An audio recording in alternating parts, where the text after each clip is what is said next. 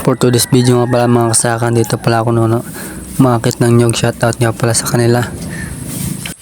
At dito ay basang-basa na pala ako dito ng pawis mga kasakat. Shoutout nga pala sa 7 Acacia dyan.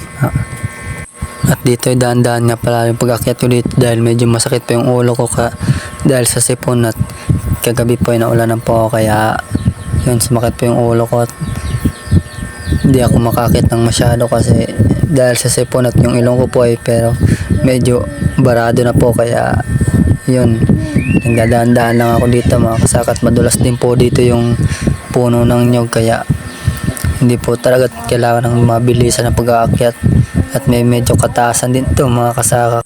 Kaya nga pala ako dito sa bukid dahil wala kaming pasok ngayon, dahil Biyernes wala kaming pasok kada Biyernes, kaya andito po ako sa bukid at tumulong po ako dito sa kanila umakyat ng nyog para kahit pa paano mapabilis ang trabaho nila dito mga kasaka.